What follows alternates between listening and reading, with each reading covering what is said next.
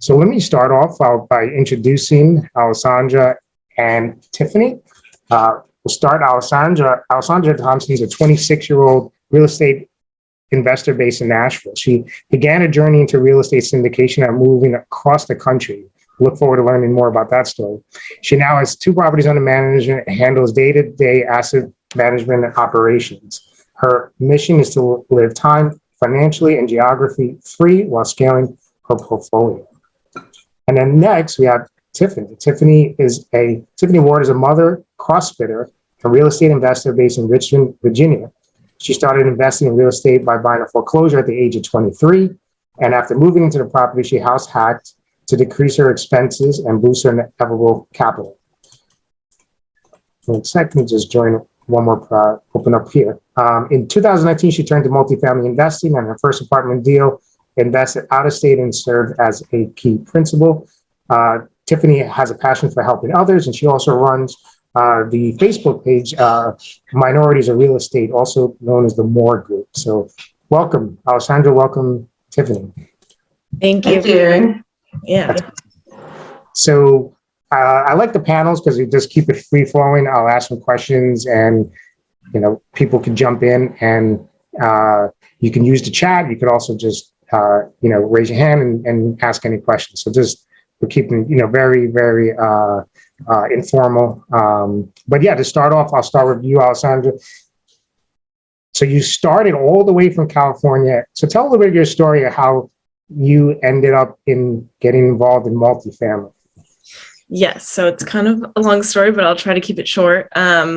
So during COVID, I was working a marketing job in Los Angeles, and I was just getting kind of drained from having to drive through Los Angeles traffic. If anyone knows how horrible that is, it would take me I would probably be in the car for 4 hours a day to go 18 miles total. It was just 9 miles, 2 hours. And it was just something that I didn't really want to do for the rest of my life. And then when COVID happened, I was isolated. I didn't see anyone for 3 months. And I just decided that this was the time that I could really figure out, what is it that I truly want to do and how can I achieve those goals? And so I started just educating myself on different outlets on how to become financially free and time free. That's huge for me. And then I started working 2 jobs. I moved to Florida and I just started working a door-to-door sales job so I could make some extra money because I was aiming to just kind of put money into a duplex and rent one side. And so I did that for a little bit until I realized after I moved to Utah, I went to go look for a house because I couldn't afford it in California. And then I realized I didn't really want to get rid of all my capital and it wouldn't really replace my income of my marketing job. And so I started to just look into multifamily, and that clicked right away just because I really liked the analysis, the underwriting, and I wanted to learn more on the asset management side. And so I started just networking with a lot of people. I joined Clubhouse when it first started, and I connected with a lot of people offline and just got on the phone with them, started networking, asking questions, no matter how big or how small, just practicing underwriting until I met the people that I wanted to work with, my mentors, and they lived in Nashville, Jason and Pili Rusi, and they basically told me if I was ever in Nashville to let them know. And I showed up 2 days later with all my stuff in my car. I was just I'm here. And they were just okay, well, that was surprising, but we have an open position if you want it. We've been needing some help. And started to just grow into more of the asset management. So now I'm running asset management. I have 2 properties under my belt. I have one in Little Rock and then one over here in Nashville. Those are just ones I'm a part of, but our group does have a lot of units that I've just been able to be a part of is on the asset management side. So I've been growing a ton, and I've just been learning a lot and just keep asking the right questions. And that's kind of how I started getting into it. It's been a journey. It's been challenging, but also rewarding at the same time. And I know that I'm on my way to reaching my goals if I just stay consistent and stay strong through it. Honestly, it's a lot, but I love every minute of it. You also, though, had experience in the house hacking from earlier. Yes, at 23, I bought my first property. It was a HUD home, so it was a foreclosure. I didn't know what I was doing. I had been looking for a house for a year, and my previous realtor kept trying to sell me on condos because he was like, "You're a girl, you don't want to cut grass." you need to be in this condo. I'm like, I don't want a condo, but I had found this HUD home, and immediately I moved in my best friend.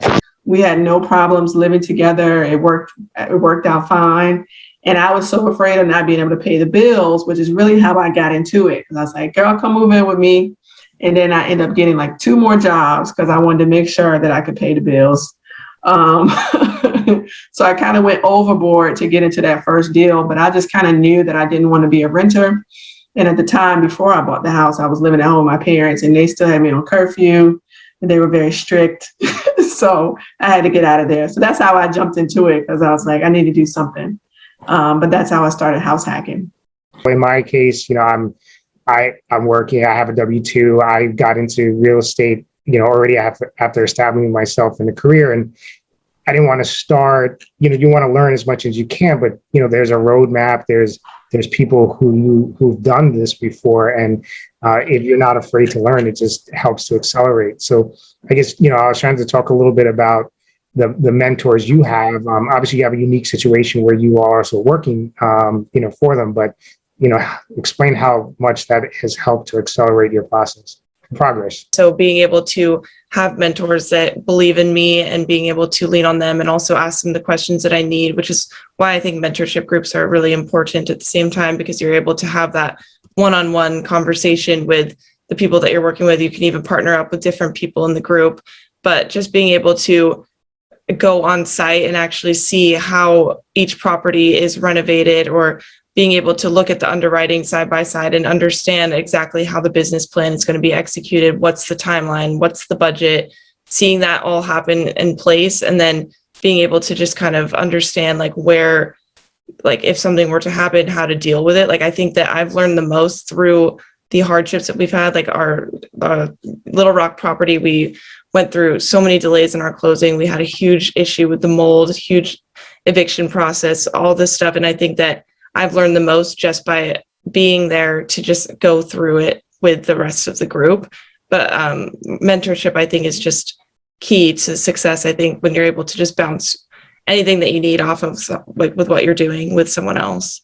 Excellent. And I know, Tiffany, you've worked, I think, with more than one mentor. What are your thoughts on that? No, I definitely think mentorship is critical to your success. They kind of speed up. They speed up your success. They speed up your access. They speed up your knowledge. I identified 1 or 2 different mentors, and I really narrowed my groups down to make sure that I was getting consistent information and trying to execute on the information that I was given. Multifamily, talking about working with people, networking. How did you guys, when you're looking to offer yourself for help or connecting with someone, how did you know what role you're going to play, and then what you could bring to the table to a partner? Go ahead, Alessandra. I started by just practicing underwriting and seeing I felt like it was something that I could do. I did try to raise capital too, but I think my strong suit kind of was more in the analysis of things, and I wanted to just continue growing with the team. So I brought them deals, and I showed them how I could be useful. And then I started just doing little things around the office, and then started doing asking to grow into a larger role, like doing due diligence, collecting investor documents. And I kind of wore a ton of hats when I first started. And so I just tried to just add value as much as I could, but I really just tried to bring deals and underwrite deals and show them that I was capable of doing that. And that's something that they definitely didn't have the time for. So just being able to replace that problem for them, I think, was key for me to just keep growing with the team. So actually, I know, because we used to talk when you first, started with the group too, and you kind of pivot because you were doing a lot of the underwriting, and then you moved into asset management. So I guess talk a little bit about how you were, able to take your skill set and move into that part of the multifamily business. I think it just kind of what I was saying before. I more so was just really interested, and I was able to I was going on the property tours. I was going down, one of our properties is in Little Rock, Arkansas. And so I would have to be the rep to just go out there and make sure that everything was running according to plan, taking note of inventory of what needed to be done, what what was our timeline, and were we following the timeline? And so I think I was just kind of thrown into it because there just needed to be, I showed that I was interested, but I also was, again, the time factor. I was just wearing a lot of hats, and they gave me the option of like, what role would you like to grow into? And so I started to just go into the asset management and started learning and educating myself a bit more on that, joining different like webinars and calls and getting on the phone with people and just trying to create processes. And so sometimes I'd show up and be like, here's how we should do this, this, and this, and just giving different options on that front. So I kind of just grew into it. Yeah, I really love it. Excellent. And then Tiffany, I'll change the question a little bit for you because, in terms of like professionally and what you do, how are you able to, I guess, take some of the skills that you use on a daily basis and put them to work in multifamily? And if so, do you also look to do similar type of roles? Or if you're, for instance, like I like to do something totally different than what I do. Honestly, I'm still trying to figure out like what my superpower is, right? Because I get on some of these calls and they're like, what's your superpower? I do like my analytical brain, and my engineering brain likes the underwriting, right? I like to sit down, look at the numbers, try to massage the data, figure out what's going to work, do the research. I think my sales competencies is actually helping me to be potentially like leaning more into capital raising and like the person-to-person interactions, right? Getting into those roles. And so I'm really still figuring it out.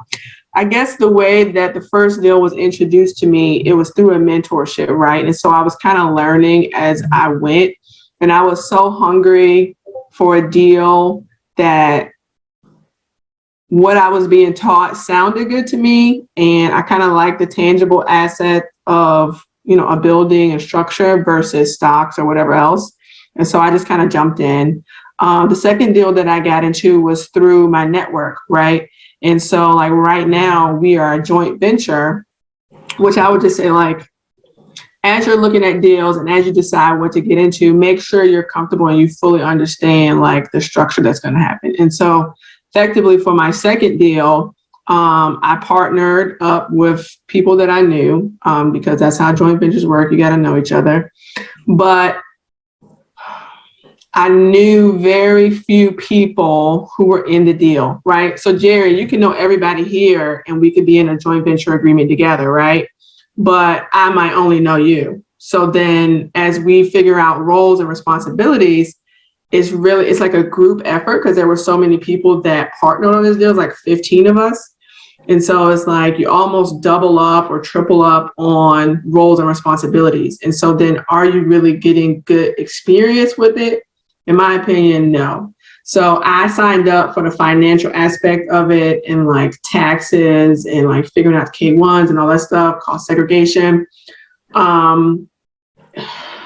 We've had maybe one meeting, right? So I got into this deal in October, taxes passed. We've had maybe one meeting that I've been a part of, and that's my experience, right? So it's like, am I really getting what I thought I would get out of it? I would say not really. Is it still some level of exposure? It is, right? But I would say, like, I think that Alessandra is in a much better position because she's really able to get her hands dirty and like really understand the day-to-day tasks associated with these different positions in the joint venture. I'm still trying to figure out like what my sweet spot is. And I think the supporting activities that I'm doing, the meetups, the Facebook group, the networking and talking to other people, that is kind of guiding where I think I want to be.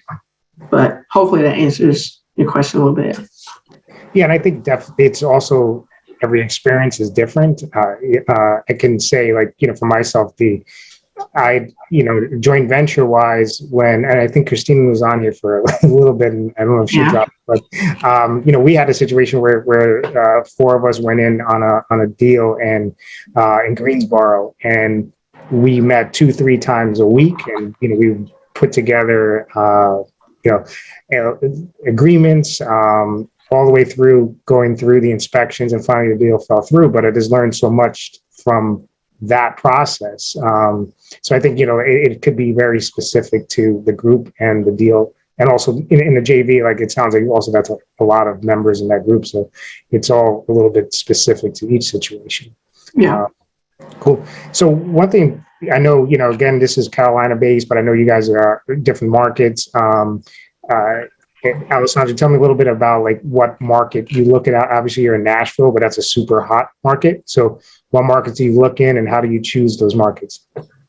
So the market, the one we're heavy hitting on is Nashville, just because it is in our backyard and we have created such strong relationships with brokers here and off-market people, just investors as well, and have our own meetup here and everything. But Nashville, MSA, and then Little Rock, we have one property over there. We've had some issues with just building a really strong team out there, but we're still keeping an eye out for that one. And then Louisville, we have a couple properties there. And then Atlanta, we've just closed on 3 deals there in Decatur, Georgia. So those 4 are our core markets, but I would choose something that's just more close in proximity, but also something where you have a really good team. I think that that's the most important part of the whole process. If you don't have a good property manager in place, that boots on the ground, someone that you're able to have a streamlined communication with, and you're on the same page of the timeline and the budget that's needed, I think that is super, super important. They're on the same page, because we've had,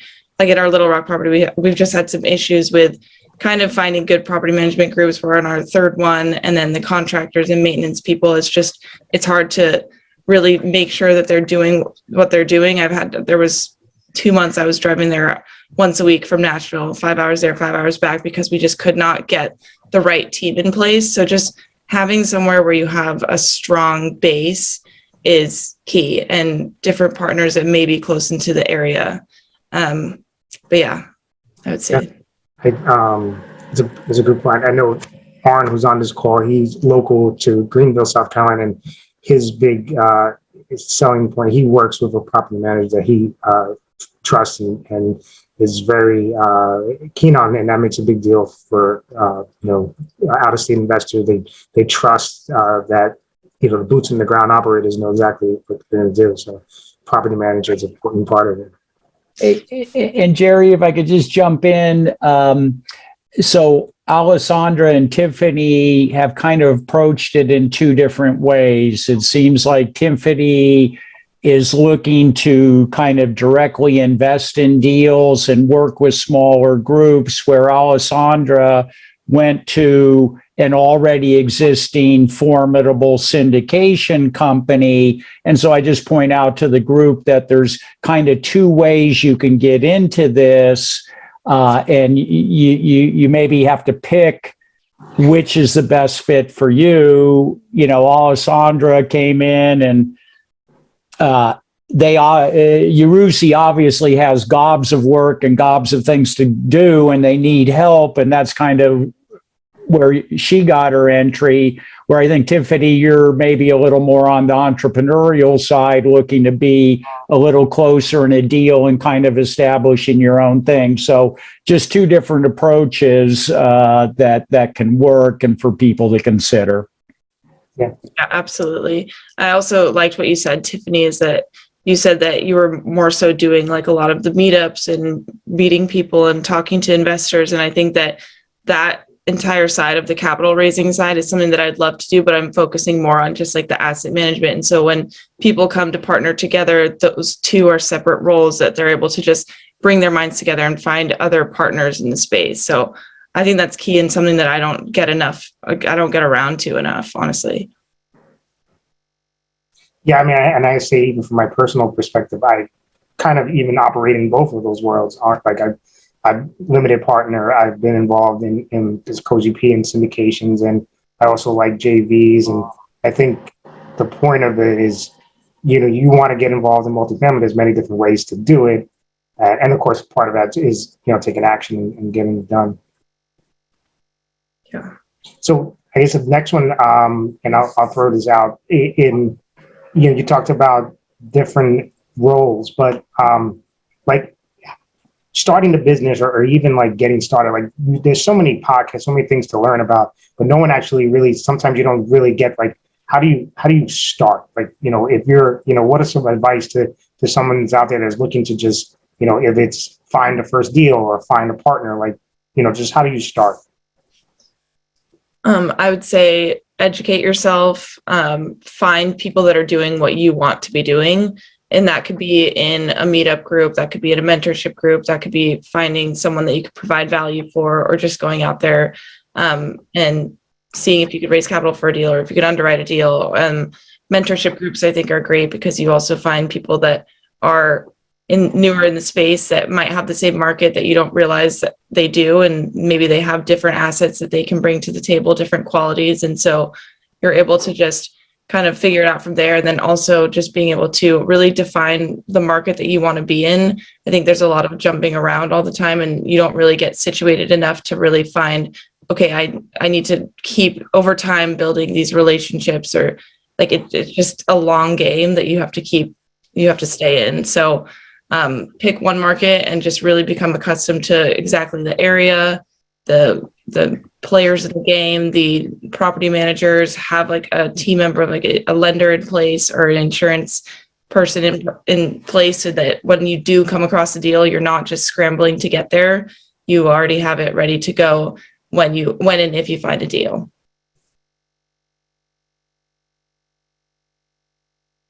Do you want to add to that, Tiffany?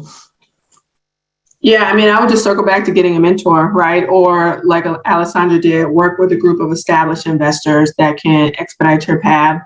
And then, I think something that a lot of people don't talk about is just like, for most deals, unless you find the deal or you kind of do a lot of the groundwork, you need some capital. So I would say get your credit straight, because nobody wants to lend to you if you don't have good credit. And for most people, I'm not going to say for most people, for a lot of people, you can't get into the deal without $25K or better, right? So I would, whether you're a W-2 employee and you're investing in your 401K or IRA, whether you're just squirreling away money, definitely get your ducks in a row as far as your finances and have a little bit of liquidity to get into the deal. Because even if you do find the deal, a lot of investors still want you to have what we call like skin in the game, right? So you found the deal, but they also want you to put some capital up to show that you're really invested. It's like, if my money's on the line, then your money needs to be on the line, right? Even if it doesn't match out one for one. So I think that's essential. And then I do agree with Alessandra, like it's just education. I'm still learning so much. Like I have to go back and review the glossary of terms every now and then just to make sure I'm keeping up with terminology, making sure that it's staying fresh in my mind. I'm listening to different podcasts. I'm sitting on meetups like this, and just like the more you hear it, even in the background, like I was driving today listening to podcasts, like the better you will get with the terminology and the lingo, and it'll start to click at some point. It probably won't click immediately, but after you spend hours and hours and hours listening, you're like, oh, I know what this is. Oh, I know what that is. And that just makes you more confident to do the deals. I agree. And I think consistency is key on that too. Keep a process in place to just keep practicing underwriting deals, have X amount of conversations a week with investors, like whatever it is, create a process for yourself and just keep going along, because it'll help. Definitely. Yeah, I think, and then I'll add, like the reason that we're here, networking, you can build a group, people, like they say, build a tribe or just, I know it's something I've leveraged, being pretty, busy when at certain times of the year, certain times of the month. And, for instance, a group of us get together, we have like a mastermind, and we started to share resources, because individually, we wouldn't have a need for a virtual assistant, for example, but collectively we have enough work, to keep that virtual assistant busy. So, it helps if things like your social media, or, they can help you, set up lists or anything really. So that's just an example, but the point being that like a group can help each other. And, if you get a deal and you can't underwrite it, and someone else, hey, this person's looking in this market, like, why are you necessarily competing with that person? Since ultimately the concept of syndication and multifamily investing is pooling capital together. So why not find another investor that are looking at the same market and work together? And that's, using that power of the network. Anyone have any good questions? Jump now. How's everybody doing? I have a couple questions for Alessandra and Tiffany. It's great information you ladies presented. I guess I have two questions. One more for Alessandra, one for Tiffany. But Alessandra, you mentioned how you learned a lot more, being on site and kind of learned more in the doing than the reading about. And I always find that for myself. I'd always rather be on site, looking at a building, talking with contractors and realtors than, reading about it online or a Zoom call, things of that nature. And I think in like the past 2 years with COVID, the meetups and the online education has just accelerated to a whole different level. Do you find yourself getting caught up too much of being behind the computer screen as opposed to maybe being on site and meeting with people, talking with people? Or do you try to balance that, do you think, throughout your weeks or your months? I think every day is different. I usually like to go on to to every single property tour to just speak with the brokers. Other days I'll be underwriting a ton of deals. Other days I'll just have so much to do on just taking on the asset management side of things that maybe I'll have to go drive to the property. So I'd say it's probably equally balanced. Yeah, equally balanced. What about you? Because I know you've been working on some stuff too. Me personally, I always prefer to be on site. And I used to do a lot more traveling than I used to, but yeah, I hate being stuck behind the computer screen. For me, I get sucked in too much, and it gets to the point where it's overkill, I feel like, where when I think back a couple of years ago, and I'm involved on the single family side on a daily basis, I learned so much more out in the field, basically getting my ass kicked than being behind the computer screen, talking about it and reading about it. So I always prefer that. I would say I do enjoy going out more. It's more fun. I think it's more interesting to be on meeting with the contractors. I love doing that. And I do understand the burnout kind of that comes with being behind the computer screen because it gets really meticulous sometimes. But I think I just try to find balance. Yeah. And I do think, especially now, I think there's a certain level of a fear of missing out. If you miss a meetup or you miss a networking event, that you may pick. There's always information to pick up from every meeting, but sometimes I feel like that's just information you can pick up along the way when you're out in the field, really Right. doing it. Yeah, I do think a lot of it comes just straight from the actually being there and going through it. I think too, what's helped me is I was going, obviously with COVID, I wasn't going out, and I have a son that you might hear yelling in the background, but once things started to open up, I had to sit down and say, is this the best use of my time? So I would sit on, there's a multifamily meetup every day and during the day, right? You could be on one every day. And so effectively I told myself, I'm going to try to support Jerry once a month. I'm going to come see y'all, say, hey, that's my networking. I'm going to hear with whoever the speaker is. And then maybe I support Lawrence Laddie. And then maybe I support Yona Weiss. And then, right, once a month, just one time, I'm going to come say, hey, make sure I'm keeping those connections. And then I had to spend the other time doing the tangible tasks. So for me, I'm still W-2, right? So I just got off the road. I left this morning at 7. I got back home at 7:30, right? I was gone working. So for me, a lot of my stuff happens after hours. So instead of sitting on a meetup every day, I say, today I'm going to analyze a deal. Today I'm going to email a broker or mail somebody or set up a coffee with somebody, right?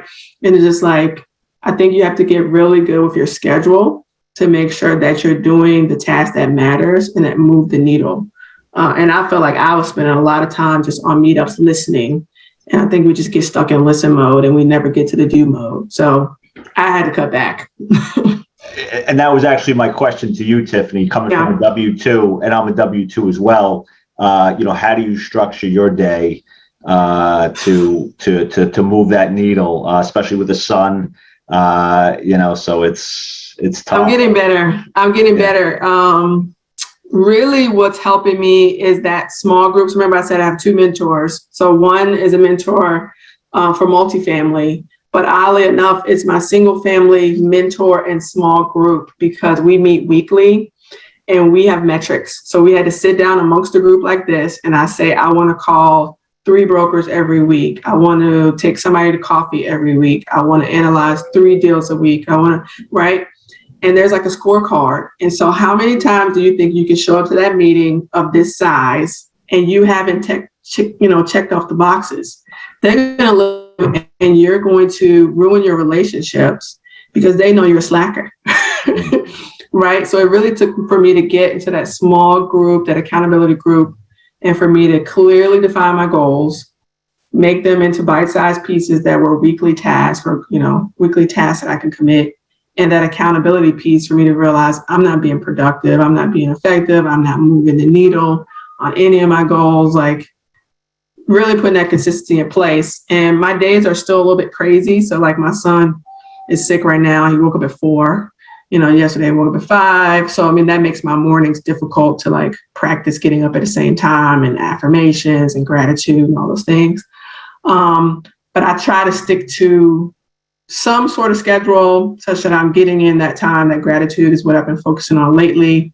And then more so writing down the goals for the day. And really just that accountability checklist, like making sure that our meetings are on Tuesday. So making sure that I've checked off my tasks before that Tuesday meeting so that I can present myself as somebody who's serious about business. Mm. Yeah. Yeah, I think that's the accountability. There's it's a core function of a lot of the groups. I know, Garrett, we did that. We do that too. And to your point, yeah, you can only come on so many times and be like, oh yeah, I was tied up this week. And it's also difficult to, you can do a lot of busy work, right? Theoretically, you could be, quote unquote, look at deals, right? And that could take, how many time or, take 3 hours to underwrite a deal, or you can get yourself to a point of being efficient and utilizing technology and others to do it quicker, faster, and use the group. So it's a good point. Yeah. Actually, I have another question for the both of you. When you're looking at deals, and I go back and forth with this, I'll be looking at a deal, and I know I'm not going to come close to the list price. But sometimes I feel like, you know what, let me spend the time and underwrite it and give them at least a verbal on where I'm at, just in case they come back later on, or just to at least have a conversation with them. And then on the other token, again, where's your time best spent? I know I'm spending time underwriting a deal that, I'm probably not going to come close to. At the point where you are in your careers, are you just kicking them out immediately if you know it's not going to work, or are you going to, take the time and underwrite these deals, even though you may not be close, but just to try to, keep up conversation with the broker? I try to leverage it as a tool to talk to the broker, right? And it really depends. Like some brokers, it's very hard to get the time of day with them, right? Other brokers are more conversational. They're more open to talking about the deal, right? And so I just try to leverage that as opportunity to learn more about the market, opportunity for them to almost peer review my underwriting. Like, hey, I'm seeing this. What are you seeing? What did the comps, sell for? Like whatever. So it's not necessarily, I was mistaken in thinking that I had to submit a LOI every time, right? But really it's just kicking it back over and saying, hey, my numbers are here. Like, what were you thinking? Can we sit down and talk about it for 15 minutes? Right. And so initially I was like, I got to submit an LOI on everything, even if it's $200,000 off, 500K, whatever. And no, it's like, I had to learn that it's really just a conversation starter. And I think it shows the broker that you're serious and that you're analyzing deals consistently. That's my take on it. What do you think, Alessandra? I agree. I think it's a great way to just keep talking to the broker, even if it doesn't pencil out, and even just going on the property tour, you're getting to build that relationship with that broker. They're able to see that you're more serious about it, see maybe the numbers don't work at what they have it, but maybe they'll still consider taking an offer at some certain price point. They know that you're serious. And I think it's just a great way to build relationships. So I'm usually reaching out about it, even if I can sometimes just tell it's out of the price guidance. So then I'll usually go back with just some short feedback, but I think it's just a good way to leverage the relationship. Okay. Thank you.